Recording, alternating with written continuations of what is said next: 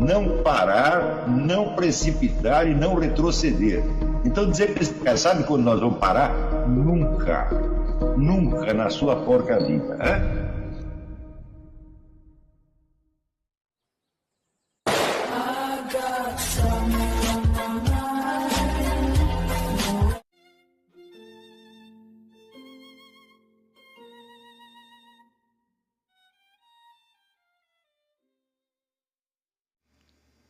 E aí pessoal, tranquilo? Então vem aqui antes do vídeo começar, pedir para vocês se inscreverem, quem não for inscrito, compartilhar, curtir, comentar. Quem puder seja membro do canal, que isso ajuda bastante. Tem também o link do Apoia-se. Quem puder ajudar nosso canal e apoiar financeiramente vai ser muito bem-vindo. Mas o mais importante é transmitir o conteúdo e os conhecimentos do professor Olavo de Carvalho para mais e mais brasileiros. Então compartilhe e ajude aí nossa causa. Muito obrigado a todos os membros, apoiadores do canal. Fico muito feliz. Tenho certeza que a gente está no caminho certo. Então fiquem com o vídeo e até mais. Valeu! Uma das coisas notáveis que me aconteceu nos últimos 20 anos foi de estar continuamente analisando a situação política brasileira e internacional e fazer sempre previsões acertadas quando a maioria, se não a totalidade dos outros analistas ia para longe. Né? Eu me lembro, por exemplo, na eleição de 2002, quando a quase totalidade dos especialistas, entre aspas, previam a derrota do Lula, e eu dizia, inclusive aqui nos Estados Unidos, o Los Angeles Times juntou 12 especialistas, cobrões das universidades, do CFR, etc., e todos diziam que o Lula não teria mais de 30% da votação. E eu dizia que não apenas o Lula ia vencer a eleição, mas como seria impossível acontecer outra coisa. Absolutamente impossível. Né? E que não só ele ia vencer aquela, como ia vencer a seguinte, e o PT tenderia a permanecer no poder por um tempo ilimitado. Então esse foi um dos muitos exemplos de análise acertada. Então, a pergunta não é por que eu acertei, a pergunta é por que os outros erraram tanto. Então, é evidente que estão lidando então com um conjunto de instrumentos que não é adequado, pelo menos para a situação presente, embora pudessem funcionar em outras épocas. Então isso coloca diretamente o problema do fundamento mesmo das ciências sociais. Quer dizer, o que é o conhecimento da sociedade humana, quais são, vamos dizer, os instrumentos perceptivos e conceptuais que você precisa para você captar o que está realmente acontecendo. Para isso, entrar nisso, você fazer um retrospecto até biográfico, para vocês entenderem por que essa coisa tem tanta importância para mim. Quando eu era moleque, logo que eu nasci, eu fiquei doente por 7 anos, na cama, praticamente sem me mover, com febre o tempo todo, delirando. Então logo eu emergi, eu sarei repentinamente, ninguém sabe por que eu estava doente, também ninguém sabe por que eu sarei. Tão logo eu sarei, a primeira coisa que eu fiz foi ir para a escola. Eu, evidentemente, na escola, eu era um bebê, eu não sabia absolutamente nada, todos já tinham pelo menos 7 anos de experiência da vida, e eu estava lá que nem um recém-chegado, um ET. Né? Então, eu tinha uma angustiante sensação de não estar entendendo nada, e eu tinha toda a razão que, de fato, eu não estava entendendo coisa nenhuma. Né? Então, eu desenvolvi uma verdadeira angústia, uma necessidade urgente de entender as situações humanas. Né? Também isso foi incentivado pelo fato de que eu via muito sofrimento em torno. Nem sempre sofrimento material, por motivos financeiros, mas por qualquer motivo. Tudo era um motivo para as pessoas sofrerem. E, por incrível que pareça, eu, embora tivesse estado doente por 7 anos, eu, durante a minha doença, nunca tinha estado infeliz. Né? A minha mãe disse que eu era de um bom humor indecente. Eu estava sempre tossindo e rindo, tossindo e rindo. Né? Como eu nunca tinha estado saudável, não conseguia medir a diferença, então para mim estava tudo bem. Né? Mas eu via as pessoas sofrendo aí, por 1001 motivos, e queria entender aquilo. Então, desde menino, eu decidi que a única coisa que ia me interessar na vida era o destino humano e tudo aquilo que fosse, vamos dizer, importante para, vamos dizer, a felicidade humana, para a realização do ser humano, etc. O resto não me interessava. Eu lembro que no ginásio, as matérias que não diziam respeito diretamente a isso me pareciam apenas jogos. Por exemplo, matemáticas, eu achava aquilo muito engraçado. Aquilo me parecia uma espécie de jogo de xadrez, uma coisa que podia ser muito divertida, mas que no fim não tinha importância nenhuma, porque não dizia respeito diretamente à vida humana. Muito mais tarde eu fui entender a importância que aquilo poderia ter indiretamente. Mas eu me interessava sempre pela história, pela literatura, porque dizia respeito ao destino humano. Então, desde pequenininho, eu entendi que não era fácil você compreender o que acontecia com os seres humanos. Por que eles se comportavam desta maneira ou da outra maneira. E que era necessário, em primeiro lugar, uma atenção extrema. Em segundo lugar, era necessário o amor às pessoas que você estava observando.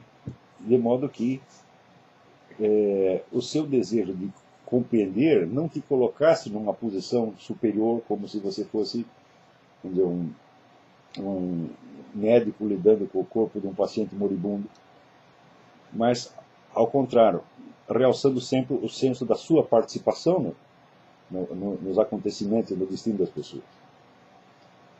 Quando mais tarde eu comecei a me interessar pelas ciências sociais, e eu me lembro que eu li o livro do Durkheim, As Regras do Método Sociológico, né, onde ele definiu o fato social de tal modo que as intenções subjetivas dos seres humanos já não contavam absolutamente nada, quer dizer, como se fossem estruturas que agiam diretamente sobre as pessoas sem que houvesse nenhuma intencionalidade por trás.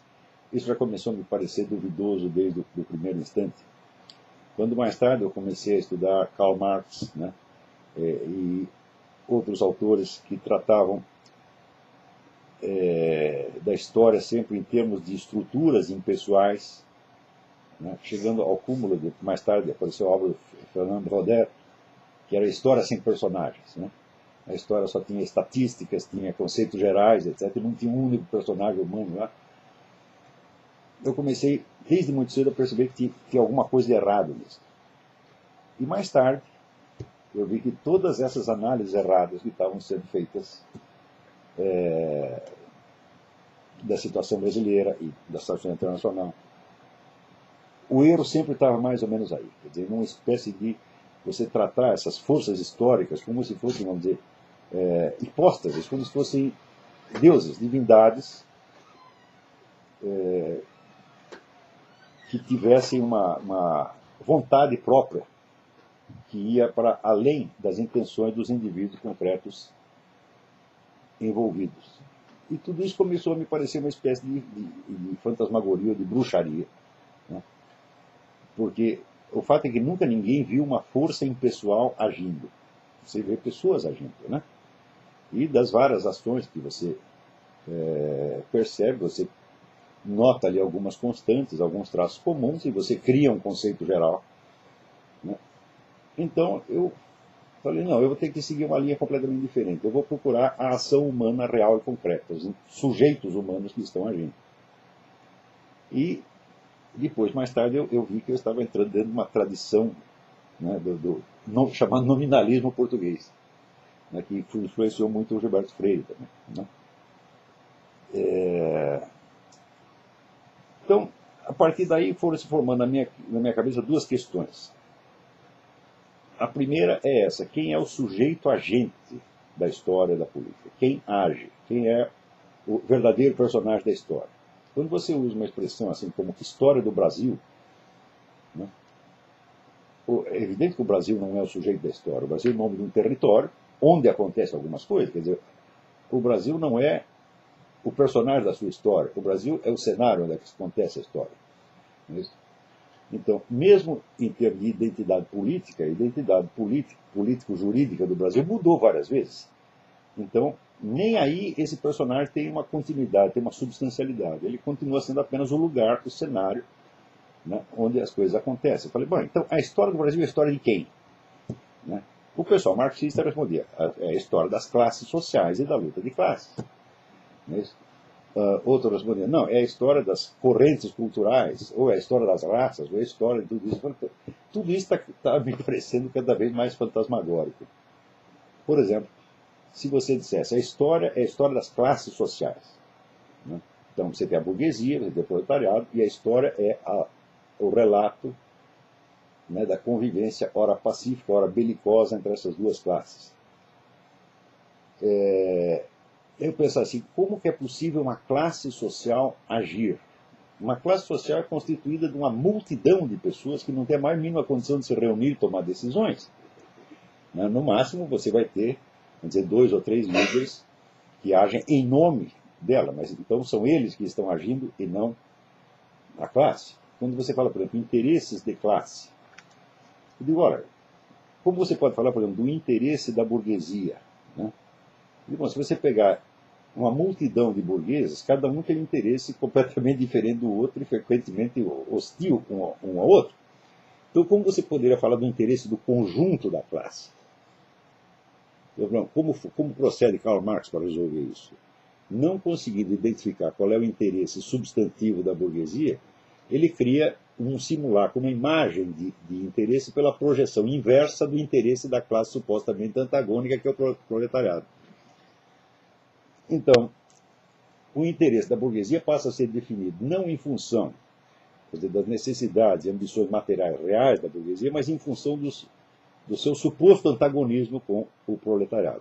E o interesse do proletariado, por sua vez, também não é definido substantivamente, mas é definido por oposição lógica aos interesses da burguesia. Então, são dois fantasmas cuja única substância consiste na sua oposição, mas não tem nada de, vamos dizer, de substantivo. Por exemplo, como você vai definir o interesse do proletariado? Qual é o interesse do proletariado? É, por exemplo, ter uma vida melhor, ter salários melhores, etc, etc. Ou é o contrário, você assumir a propriedade das empresas e ter que ser o responsável por elas, daí para dentro. E se a empresa falir, você vai para o buraco, né? Nós vimos que na Europa, quando o padrão de vida do proletariado começou a subir, e já começou a subir no fim do século XIX, já tinha subido bastante, né? Houve uma debandada geral dos partidos comunistas. Quer dizer, os proletários não queriam mais ser comunistas porque eles não queriam ser os proprietários das fábricas, eles queriam melhores salários e previdência social, etc, etc. E os comunistas ficaram muito desarvorados com isso, porque era o seu público, né, de repente fugiu e escapou das suas mãos. Então você vê que havia, vamos dizer, uma total indefinição do que seria o interesse do tal do proletariado. Tanto que a hora que o proletariado descobriu quais eram os seus interesses e começou a lutar por eles, ele debandou, ele abandonou o partido que dizia defender esses mesmos interesses. Então, bom, em tudo isso está havendo, vamos dizer, um equívoco. Todo esse pessoal está contando a história como se fosse uma disputa entre essas entidades anônimas e totalmente fantasmagóricas. No entanto, também não se pode dizer que a história é somente a história das ações individuais. Por quê? Porque um ser humano dura, boa hipótese, 90 anos e morre, tá certo? E ele simplesmente, porque ele morre, ele não pode continuar agindo mais. Então a ação dele terminou. E se ninguém retomar aquilo, né, pegar o abacaxi e passar adiante, acabou a ação. Então, e além disso, o indivíduo não pode agir historicamente antes da sua maturidade. Então, você teria um prazo útil, digamos, de 50, 60 anos, no máximo, do qual o indivíduo humano pode agir. Então, a ação humana, a história, se fosse constituída apenas das ações dos indivíduos, ela estaria entrecortada, picotada, escandida, por assim dizer, pelo falecimento dos personagens. Tá certo? Então, olha bem, o sujeito agente da história não são essas entidades fantasmagóricas, as nações, as classes, as raças, etc, etc. Mas também não são os indivíduos. Então, aí me colocou a primeira pergunta. Quem é o sujeito agente da história? Se você não sabe responder essa pergunta, você nunca entenderá nenhuma conjuntura político-social que seja. Esta é a pergunta decisiva, vamos dizer, do método em sociologia, ciência política, etc. Quem é o sujeito da história? A segunda pergunta, que vinha junto com esta,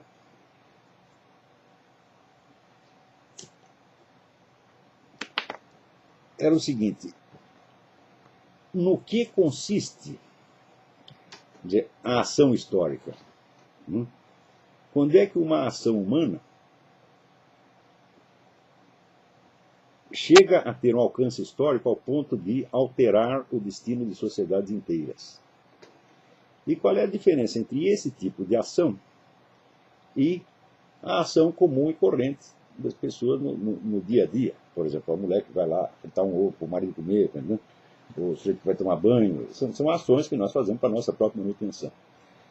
Quando o sujeito sai, vamos dizer, para trabalhar, então ele já entra numa esfera de ação onde o poder decisório não é só mais dele. Por exemplo, o indivíduo pode decidir se ele vai tomar banho agora ou daqui a pouco, ou se ele jamais irá tomar banho. Mas nas suas relações de trabalho já não é assim, a sua decisão é compartilhada com outras pessoas, há outros interesses em jogo. Então, no que consiste exatamente a ação histórica? E esse problema da ação histórica, então, me colocou a terceira pergunta, que é a do poder de ação. Não é isso? Então, sem uma compreensão do que é o fenômeno do poder, você também jamais vai poder descrever uma situação política e muito menos poder tomar uma decisão clara e quanto a uma ação eficaz a ser desenvolvida nesse cenário. Então, vou pegar essas três perguntas na ordem inversa. Primeiro, a questão do poder. Depois de lutar com essa questão durante algum tempo,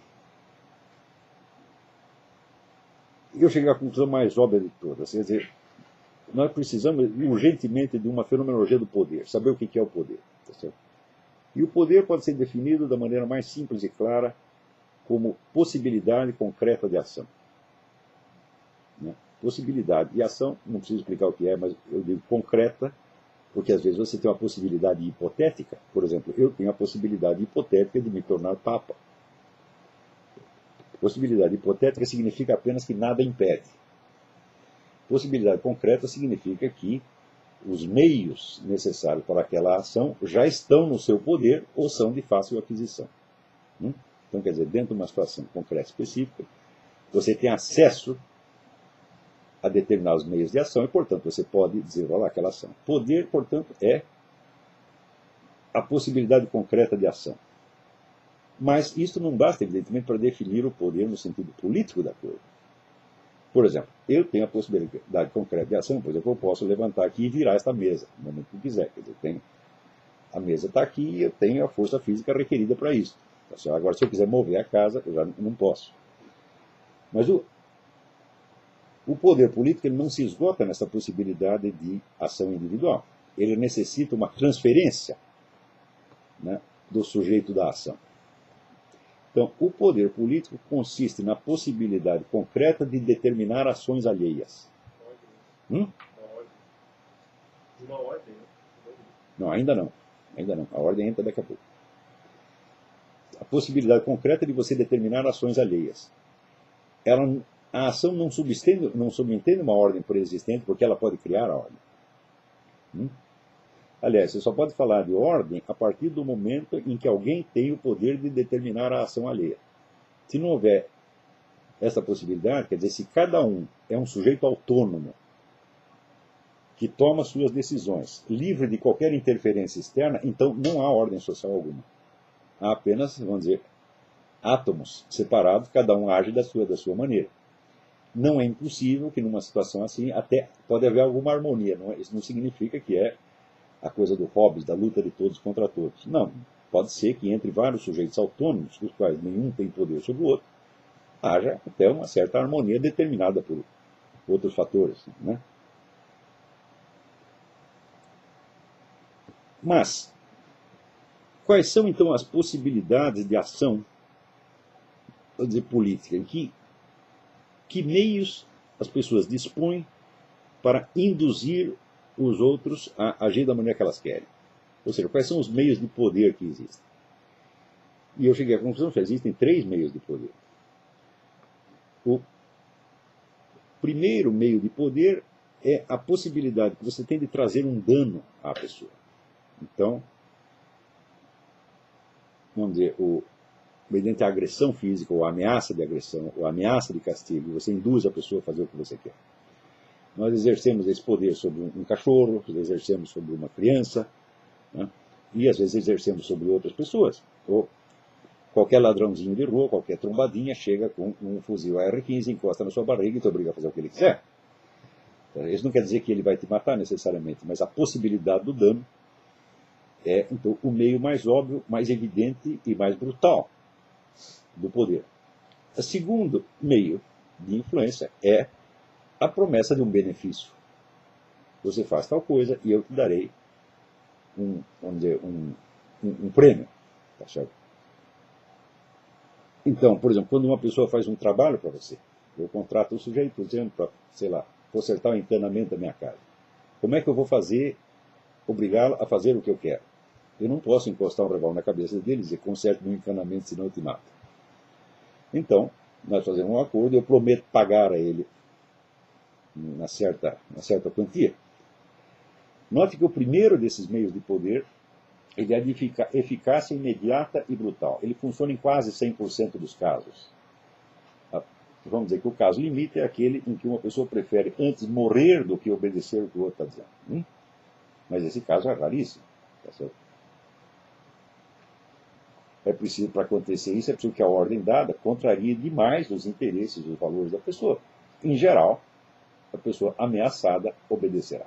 Então, vamos dizer, esse meio de poder, ele é tão óbvio, tão claro, tão nítido, que ele funciona como um modelo para você compreender todos os outros. No caso, por exemplo, da segunda modalidade, que é a oferta de um benefício, a supressão do benefício é, por sua vez, uma ameaça de malefício. Ou seja, se você não fizer o serviço direito, eu não te pago, por exemplo. Né?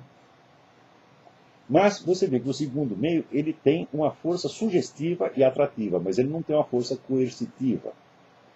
Exceto no caso em que o benefício prometido atenda a alguma necessidade tão urgente e inadiável que a pessoa não pode recusar a oferta.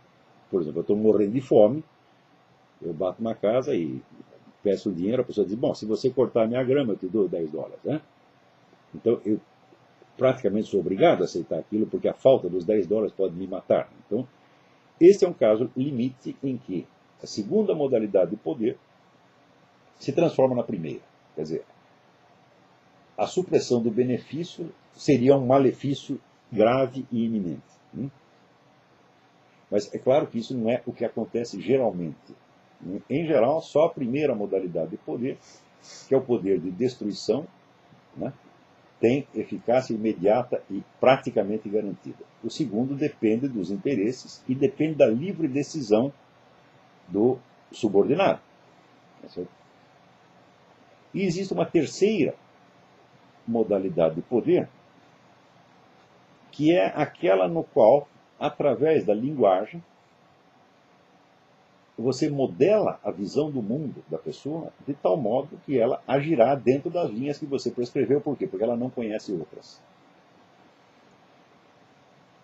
Então, essas três modalidades nós podemos chamar, a primeira chamamos o poder político-militar, o segundo chamamos o poder financeiro, e o terceiro chamamos o poder intelectual, ou espiritual, como queira.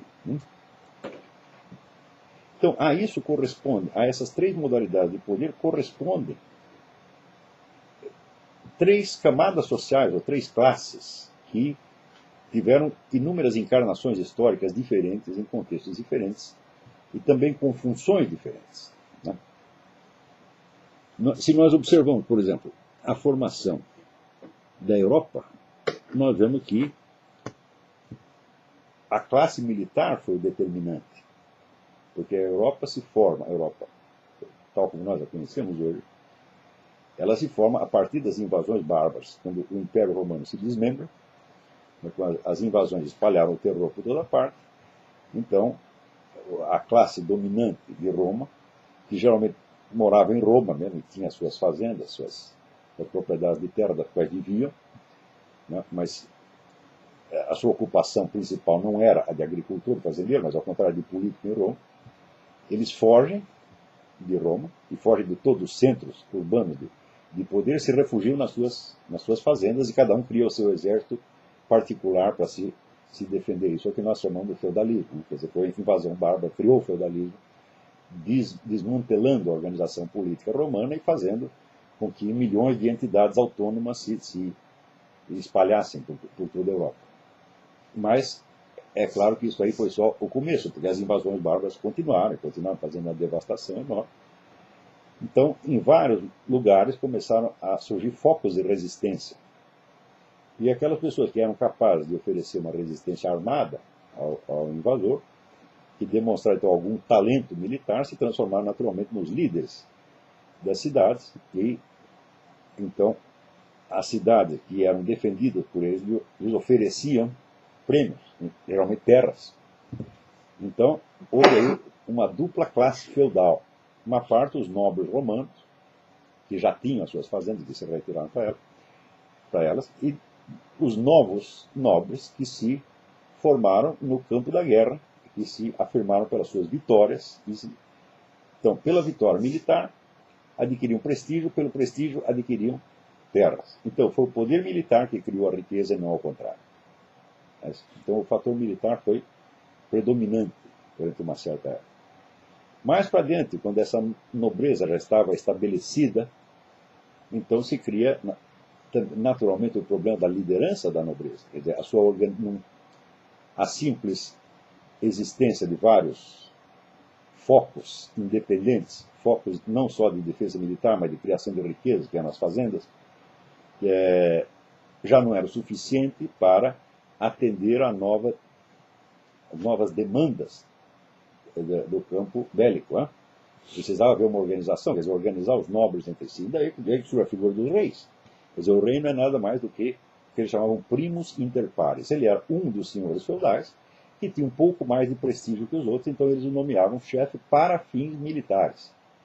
Mas não tinha autoridade sobre eles. Né?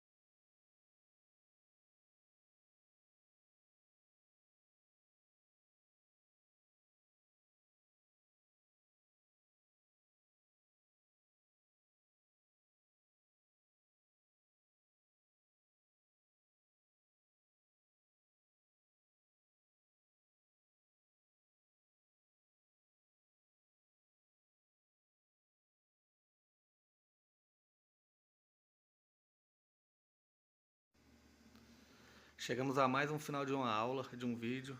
Espero que tenham gostado. Quem não se inscreveu ainda, se inscreva, compartilhe, comente. Ajude o nosso canal, apoie, seja membro. E ajude o nosso canal a chegar a cada dia a mais brasileiros que precisam muito do conhecimento do professor Olavo de Carvalho. Então é isso aí, fique com Deus, até o próximo. Valeu! Então é isso aí, pessoal. Que é o nosso canal. Que são alguns livros que eu já li. A maioria foi doação, mas alguns eu adquiri, professor Olavo de Carvalho. Alguns livros se perderam aí que eu emprestei. Professor Alexandre Costa. A Bíblia Sagrada. 10 lições sobre Karl Marx. Indico a não ler esse livro, que é muito ruim mesmo. Os pensadores aqui que realmente, como o professor Olavo de Carvalho disse, não são pensadores. Valeu, tamo junto aí. Apoie nosso canal, seja membro.